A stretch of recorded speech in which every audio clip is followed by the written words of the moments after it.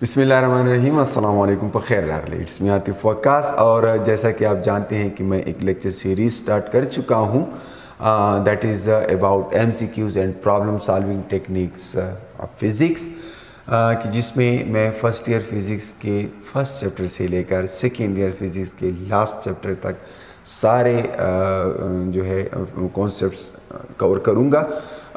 जैसा कि आप जानते हैं मैं पहला चैप्टर ऑलरेडी अपलोड भी कर चुका हूँ, इसमें 10 लेक्चर्स हैं और उसमें सफिशेंटली उन सारे कॉन्सेप्ट्स के मुतालिक बात हो चुकी है कि जिस पे किसी न किसी तरह से मल्टीपल चॉइस क्वेश्चंस बन सकते हैं। आज मैं सेकंड चैप्टर स्टार्ट करने जा रहा हूँ। ये सेकंड चैप्टर का फर्स्ट लेक्चर है। ये चैप्टर जो है वेक्टर्स एंड इक्विलिब्रियम से रिलेटेड है। एक बात मैं आपको ये भी बताना चाहूँगा कि आपके सिलेबस में बेशक अगर वेक्टर्स का चैप्टर शामिल नहीं है, यानी जो टेस्ट आप आगे देने जा रहे हैं MD-CAT का या इंजीनियरिंग का या किसी भी चीज़ का, इंजीनियरिंग के स्टूडेंट्स को तो लाजमी तौर पे वेक्टर्स पढ़ना है, लेकिन मैं मेडिकल के उन स्टूडेंट्स से मुखातिब हूँ कि जिनका MD-CAT का टेस्ट है और जिनके सिलेबस में वेक्टर्स का चैप्टर बाकायदा शामिल नहीं है, तो उनको ये बताना चाहूँगा कि ऐसा मुमकिन ही नहीं है कि आप फिज़िक्स सीखें और आपको वेक्टर्स का पता ना हो। वेक्टर्स हर चैप्टर में किसी न किसी तरह से इन्वॉल्व हैं, तो इसलिए वेक्टर्स का नॉलेज आपके लिए ज़रूरी है, चाहे वो वेक्टर्स की एडिशन हो या वेक्टर्स की मल्टीप्लिकेशन, प्रोडक्ट वगैरह हो, तो वो आपको लाजमी तौर पे आने चाहिए, क्योंकि बहुत सी जगहों पे आपको इसकी ज़रूरत पड़ती है। इवन अगर आप प्रीवियस टेस्ट उठाएं और KP के स्टूडेंट्स तो लाजमी तौर पे उनके टेस्ट में बाकायदा क्वेश्चन आया था नल वेक्टर या ज़ीरो वेक्टर से मुतल्लिक़, जिसमें कहा गया था कि एक ऑब्जेक्ट जो है 5 मीटर तक जाता है और फिर 5 मीटर नॉर्थ की तरफ जाता है और फिर 5 मीटर साउथ की तरफ जाता है, टोटल डिस्प्लेसमेंट क्या होगी। तो डियर स्टूडेंट्स, ये क्वेश्चन जो है वेक्टर एडिशन से मुतालिक है। टोटल डिस्प्लेसमेंट ज़ीरो वेक्टर आता है, क्योंकि वेक्टर्स का सम भी वेक्टर ही आता है। फिर एक क्वेश्चन और आया था कि which of the following is a scalar quantity, जिसमें सारे वेक्टर्स दिए गए थे।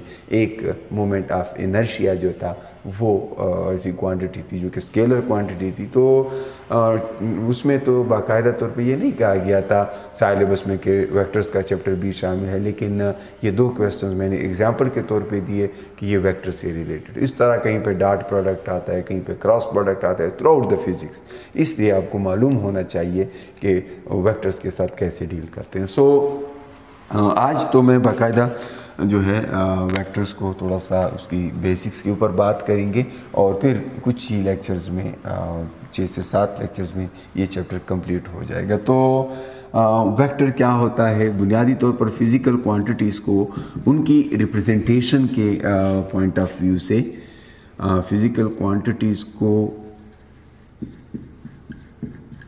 उनकी रिप्रेजेंटेशन के पॉइंट ऑफ व्यू से दो कैटेगरीज़ में डिवाइड किया जा सकता है। एक कैटेगरी जो है स्केलर्स कहलाती है। ये वो फिज़िकल क्वांटिटीज़ होती हैं जिनकी रिप्रेजेंटेशन के लिए सिर्फ मैग्नीट्यूड चाहिए होता है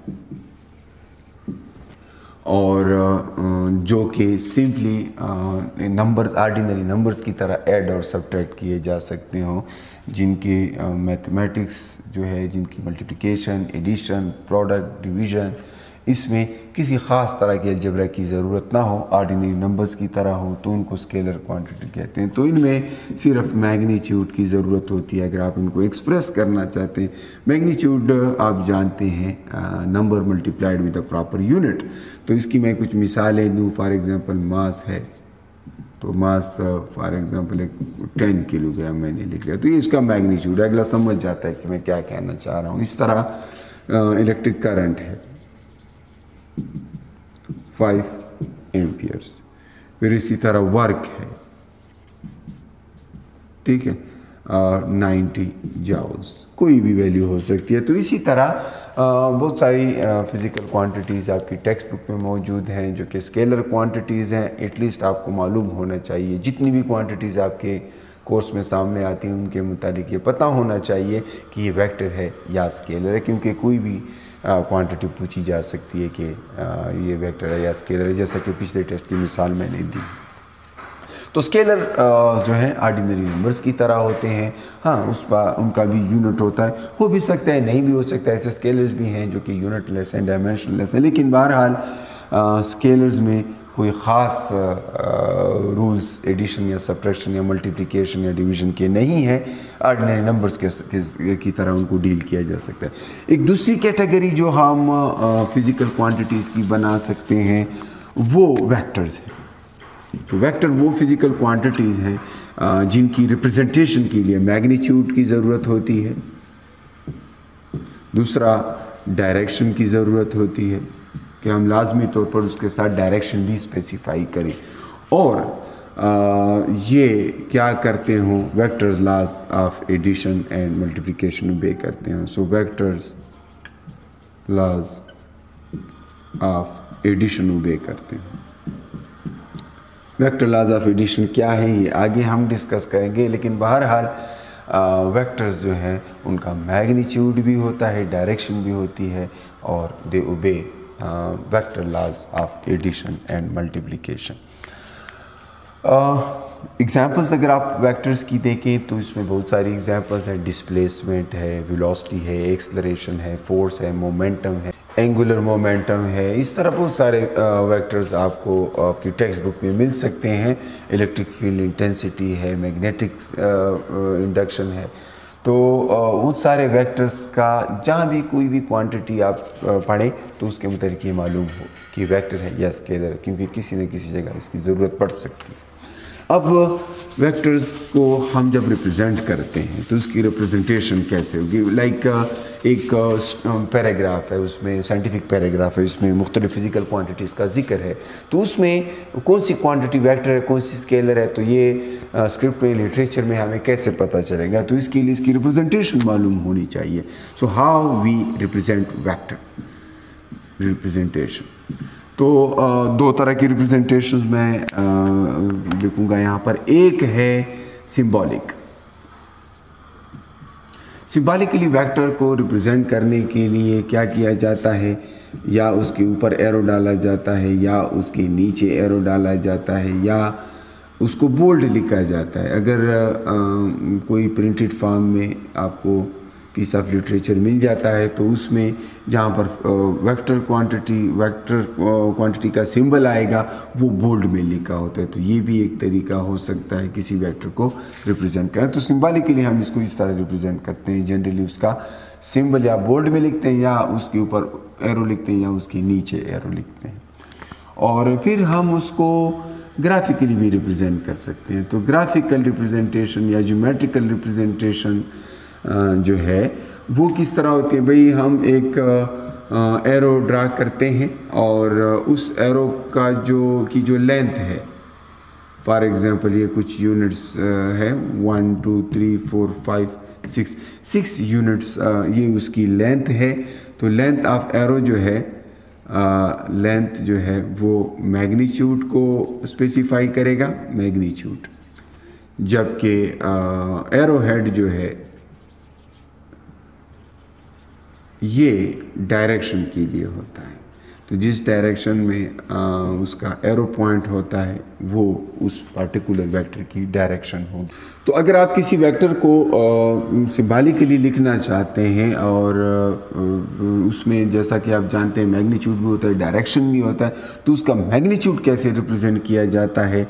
तो मैग्नीट्यूड इस केस में तो लेंथ से रिप्रेजेंट किया जाता है, लेकिन इस केस में मैग्नीट्यूड के लिए कौन सा सिंबल यूज़ होगा। तो मैग्नीट्यूड के लिए ये सिंपली ए लिख लें, कोई एरो नहीं, ना ऊपर ना नीचे, ना उसको बोल्ड में लिखते हैं। या फिर आप इस तरह लिख सकते हैं, अगर एरो उसके ऊपर लिखते हैं तो उसको मॉडुलस में बंद करते हैं। तो ये जो है ए मॉडुलस या सिंपली ए, तो इन दोनों को हम मैग्नीट्यूड ही मानेंगे। मैग्नीट्यूड को इस तरह से लिखा जाता है। फिर अगर मैं यूनिट वेक्टर की यानी डायरेक्शन के लिए हम यूनिट वेक्टर यूज़ करते हैं। यूनिट वेक्टर बाद में डिफ़ाइन करता हूँ, लेकिन यूनिट वेक्टर को रिप्रेजेंट करने का तरीका ये है कि वेक्टर के ऊपर एरो डालते हैं, या इस तरह, या एन लिखा जाता है, या अगर आई लिखें तो ये एक्स एक्सिस में है, फिर इस तरह जे लिखा जा सकता है, फिर इस तरह के लिखा जा सकता है। यूनिट वेक्टर को थोड़ा डिफाइन कर दूँ, it's a vector having magnitude, यानी यूनिट वेक्टर का मैग्नीट्यूड क्या होता है, 1 होता है, और it is only use to specify direction. When a unit vector is multiplied to a vector, ये उसका मैग्नीट्यूड चेंज नहीं कर सकता, सिर्फ उसे डायरेक्शन असाइन कर सकता है। तो when multiplied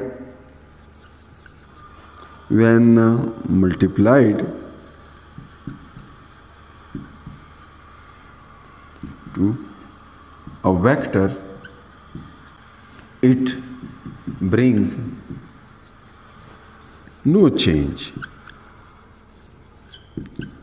in the magnitude.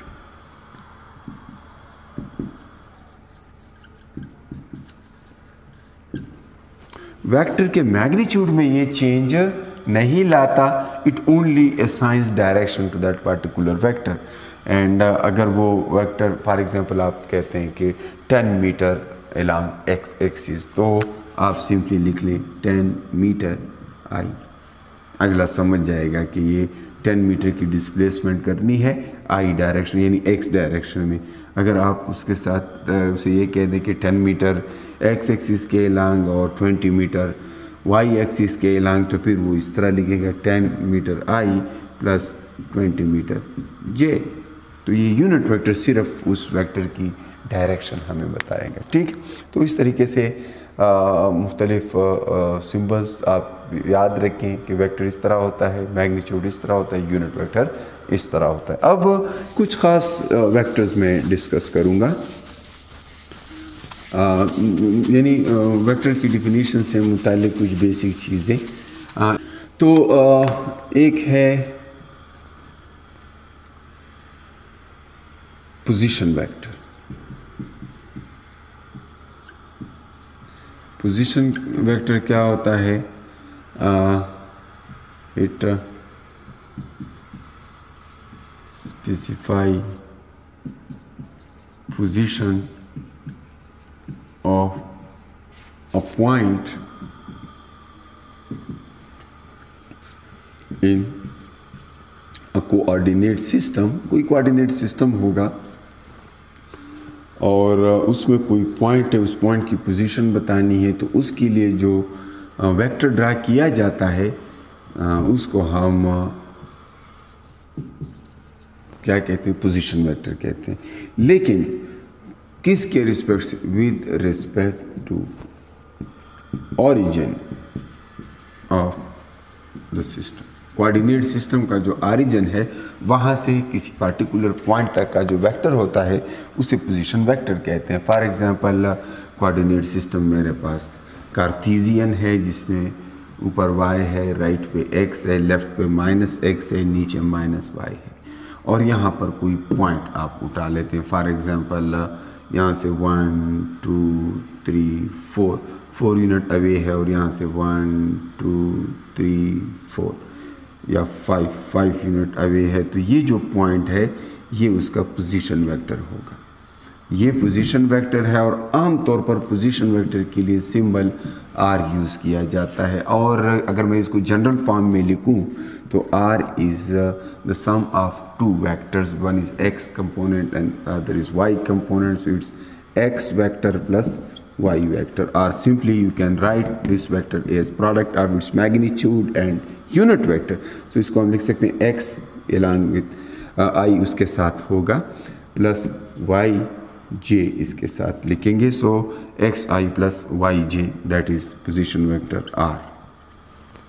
और अगर मैं इसी पोजीशन वेक्टर के मैग्नीट्यूड की बात करूं तो किसी भी वेक्टर का मैग्नीट्यूड फाइंड करना है तो और उसके कंपोनेंट्स मालूम है, तो फिर आप उनके कंपोनेंट्स का स्क्वायर लें, उनको ऐड कर दें, उसका स्क्वायर रूट लें, आपको वेक्टर का मैग्नीट्यूड मिलेगा।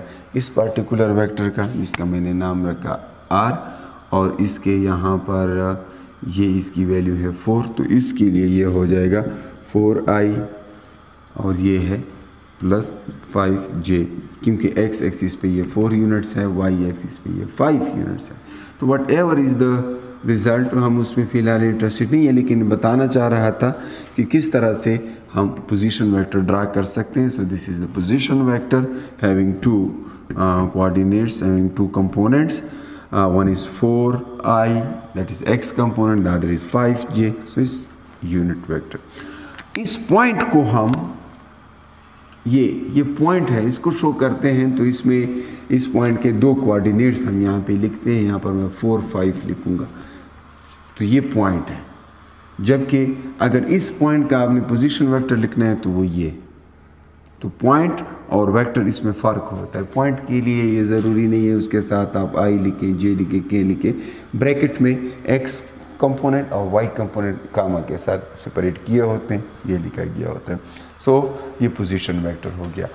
अब यूनिट वेक्टर की तो हम बात कर चुके हैं। आगे इसका एक तरीका है कि किसी वेक्टर का यूनिट वेक्टर कैसे मेजर करते हैं। तो यूनिट वेक्टर को फाइंड करने के लिए क्वेश्चंस आपके सामने आ सकते हैं। अक्सर टेस्टों में कहा गया होता है कि find the unit vector of the vector, कोई वेक्टर दिया होता है उसका यूनिट वेक्टर फाइंड करना, या find the direction of this vector. So अगर आपको कोई वेक्टर दिया गया है, लेट सपोज मैं यहाँ पर एक वेक्टर लिख लेता हूँ, एक फोर्स है that is 3i plus 4j, ठीक है, और इसका यूनिट है न्यूटन, और आपसे कहा जाता है कि आप इस फोर्स का यूनिट वेक्टर फाइंड करें। तो मैं अगर किसी फोर्स को सिंबॉलिकली रिप्रेजेंट करूं तो ये इस तरह होगा, उसका magnitude multiplied with some unit vector, इस तरह होगा। अब मुझे n चाहिए जो पूछा गया है, तो n is the vector divided by its magnitude. तो वेक्टर तो हमें दिया गया है, मैग्नीट्यूड मुझे मालूम नहीं है, तो मैग्नीट्यूड फाइंड करने का, जिससे पहले भी मैं बात कर चुका हूँ, ये तरीका है कि उनके कंपोनेंट्स का स्क्वायर आपस में ऐड कर दें, यानी 3 स्क्वायर प्लस 4 स्क्वायर। यहाँ पर आई और जे लिखने की ज़रूरत नहीं होती। 3 स्क्वायर प्लस 4 स्क्वायर आपस में ऐड करते हैं तो ये 9 प्लस 16 आता है, जिससे 25 अंडर द रूट आता है, जिससे 5 आएगा। याद रहे मैग्नीट्यूड जो है वो हमेशा पॉजिटिव होता है, मैग्नीट्यूड में नेगेटिव नहीं होता। इसलिए मैं इसमें से, चूँकि किसी भी स्क्वायर रूट को आप ओपन करते हैं तो प्लस माइनस आता है, हम इसमें सिर्फ पॉजिटिव वाली वैल्यू उठाएंगे। So 5 is the magnitude of this particular vector. And then if I write the vector 3i plus 4j in numerator for this f in newtons, and magnitude for this, that 2 is in newtons, so 5 Newton cancels with Newton. Unit vector has no unit. यहाँ से आपको पता चल जाता है, Newton cancels with Newton, so unit vector has no units. Unit vector क्या है?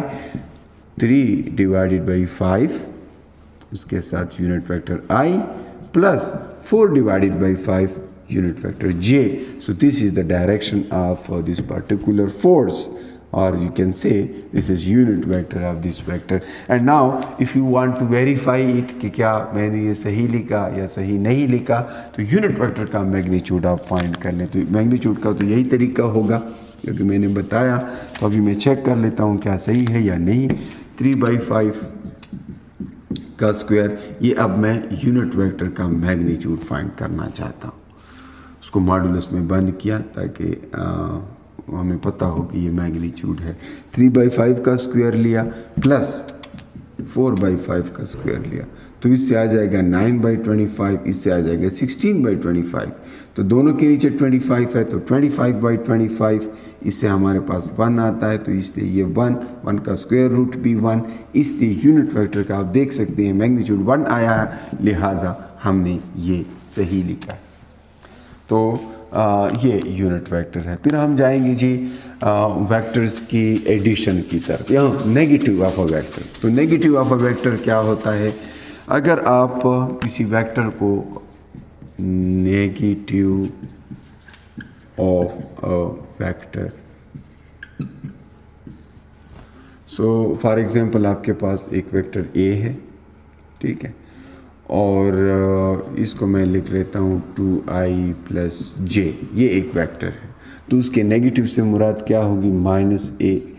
-a वही वेक्टर बिल्कुल रिवर्स में होगा। सो -2i - j ये उस पर्टिकुलर वेक्टर का नेगेटिव वेक्टर। अगर मैं इन दोनों को कोऑर्डिनेट सिस्टम पे ड्रा कर लूँ,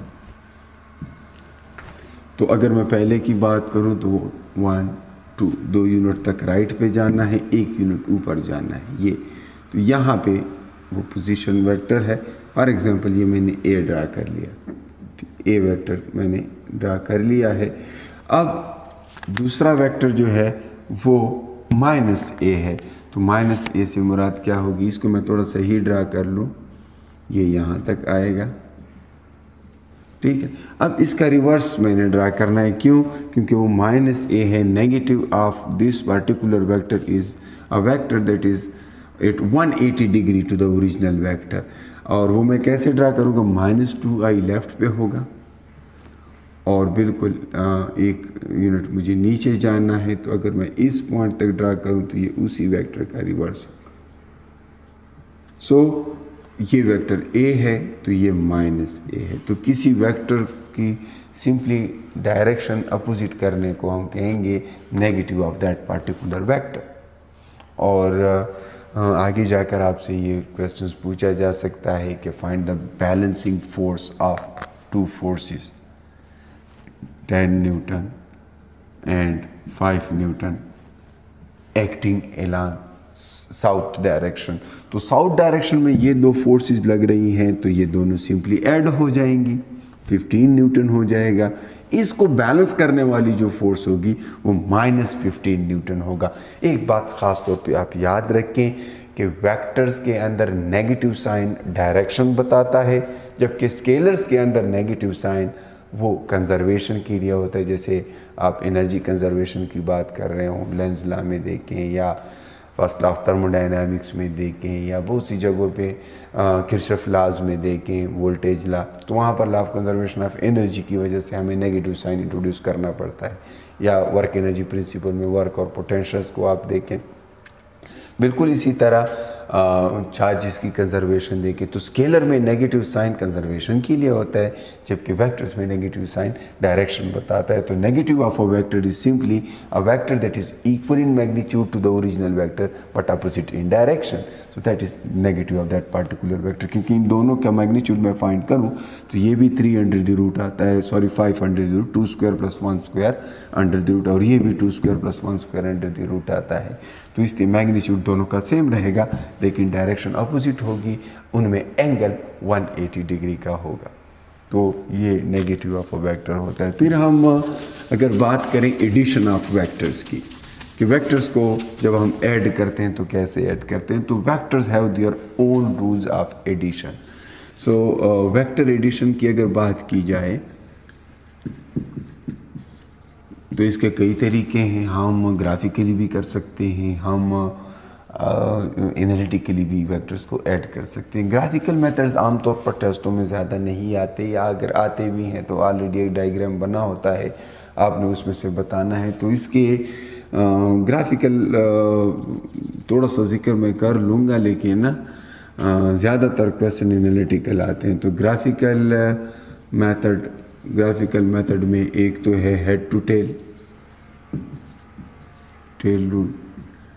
इस पे 2 हो, 3 हो, 4 हो, 10 हो, जितने भी वेक्टर्स हैं वो सारे इस पे किए जा सकते हैं ऐड।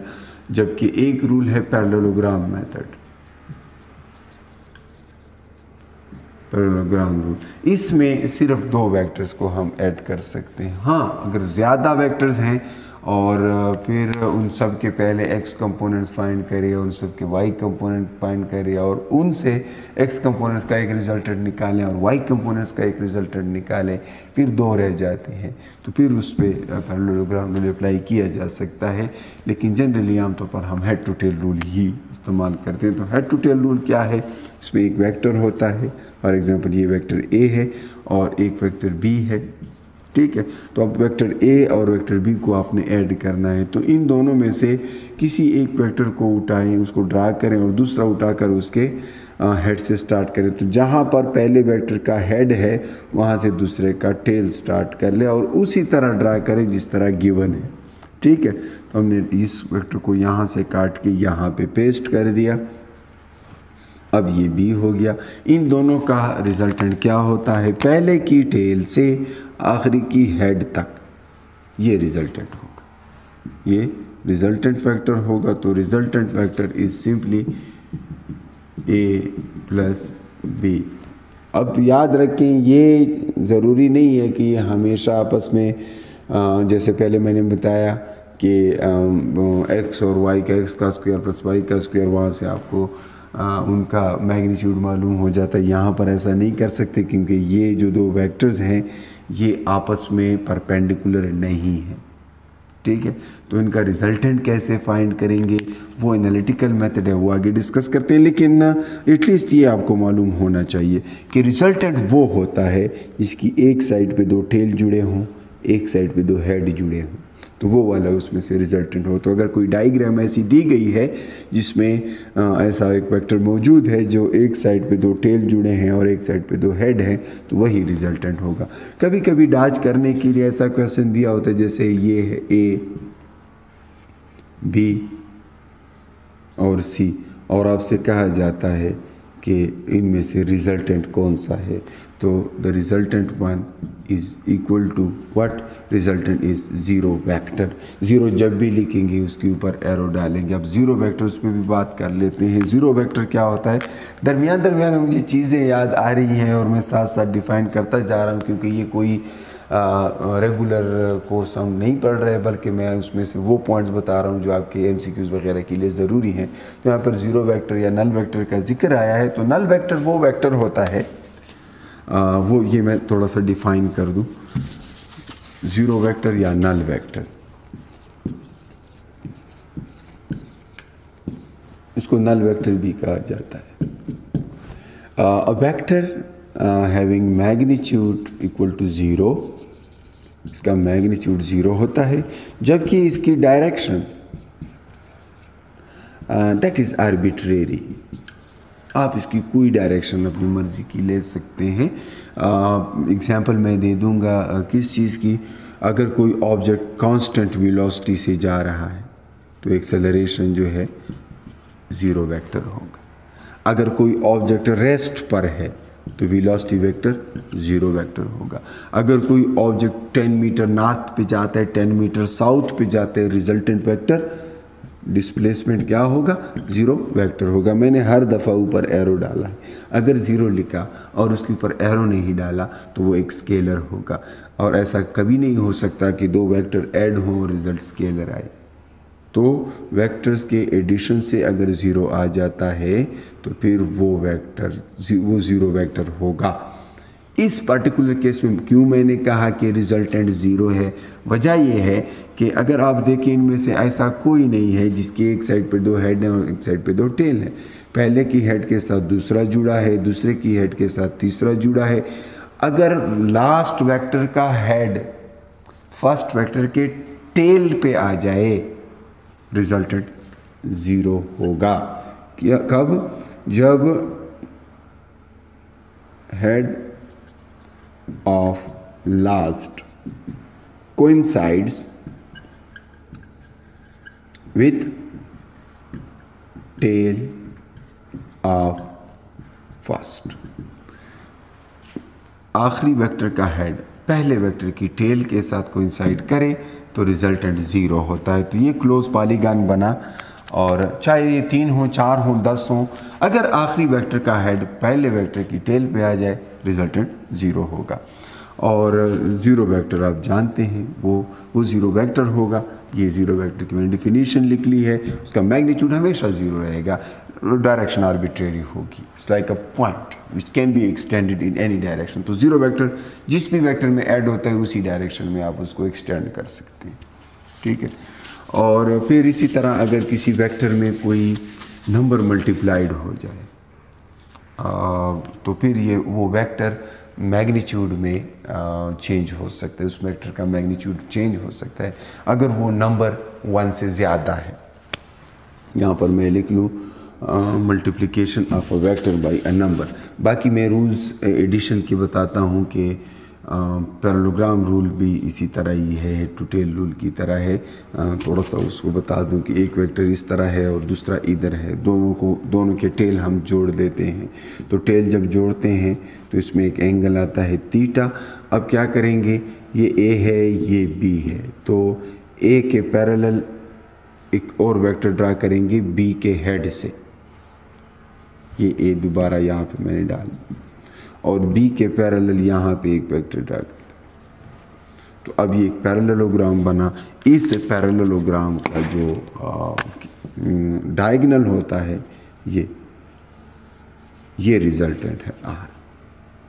तो आप ये इग्नोर करके ये लिखें, तब वही चीज़ आती है जो कुछ देर पहले डिस्कस की, या इसको इग्नोर करके वो दो वेक्टर्स लिखें, तब भी यही रिज़ल्ट आता है। तो ये पैरेललोग्राम मेथड है, ठीक। फिर इस तरह है कि जैसा कि मैंने कहा कि एक और मेथड है एनालिटिकल मेथड वेक्टर्स को ऐड करने का। तो वो उसमें ये होता है कि उसके लिए पहले वेक्टर्स की रेजोल्यूशन आपको आनी चाहिए। तो नेक्स्ट लेक्चर में मैं रेजोल्यूशन ऑफ वेक्टर्स करूँगा और फिर उसके बाद हम एनालिटिकल मेथड के ज़रिए वेक्टर्स को ऐड करना सीखेंगे। लेकिन एक चीज़ आपको बता दूं कि अगर आपको दो वेक्टर्स के दरमियान का एंगल देखना है, एंगल बिटवीन टू वेक्टर्स, तो ये इसके लिए क्या करना होता है, join the tails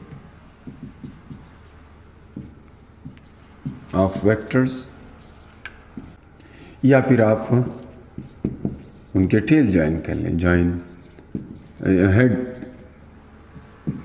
of vectors. दो वेक्टर्स हैं और आप उनके दरमियान कोई एंगल गिवन है, तो इसका मतलब है कि उनके टेल आप उसमें ज्वाइन करो, यानी ये दो वेक्टर्स हैं, तो ये वाला एंगल। अगर इस तरह आप कर लेते हैं और तो ये वाला एंगल कभी भी आपने कंसीडर नहीं करना। एंगल दो वेक्टर्स के दरमियान देखना है तो एक तो ये है कि वो स्मॉलर एंगल लेना है, स्मॉलर, ये आपने याद रखना है, क्योंकि दो एंगल्स बन सकते हैं, इस साइड पे भी तो बन सकता है, लेकिन हम स्मॉलर एंगल लेते हैं। और दूसरा ये है कि टेल्स को ज्वाइन करना है या हेड्स को ज्वाइन करना है। एक हेड और एक टेल होगा तो इससे नहीं आएगा आंसर। ये आगे एक्सटेंड करते हैं इस तरह, तो अभी दोनों के टेल ज्वाइन हो गए, तो ये वाला एंगल आपने कंसीडर करना है, ठीक है। और ये मैं इसलिए बता रहा हूँ कि कभी कभी जल्दी में फिर आपसे गलती हो सकती है। इस तरह के जैसे इक्विलेटरल ट्राइंगल की मिसाल ले लेते हैं कि ये डायग्राम में यहाँ पे बना लो, यहाँ पे अब ये इक्विलेटरल ट्राइंगल है, इसमें ये रिजल्टेंट है। तो रिजल्टेंट और ए और बी तीनों एक ही मैग्नीट्यूड के हैं। तो अगर आपसे पूछा जाए कि theta between A and B वो क्या होगा, तो अक्सर स्टूडेंट्स जल्दी में वो 60 लिख लेते हैं, क्योंकि इक्विलेटरल ट्राइंगल जो होता है उसके सारे इंटीरियर एंगल 60 डिग्रीज के होते हैं। लेकिन जैसा कि यहाँ पे मैंने बात की, हमें वो वाला एंगल चाहिए जो दो वेक्टर्स के टेल जोड़ने से हमें मिलता है। और ऐसा मैं इसलिए कह रहा हूँ कि दो वेक्टर्स के दरमियान के एंगल का मतलब है कि उनकी डायरेक्शंस के दरमियान का एंगल। तो इसलिए ये एंगल जो है टोटल 180 होता है, तो ये 60 सब्ट्रैक्ट कर लें तो 120 होगा।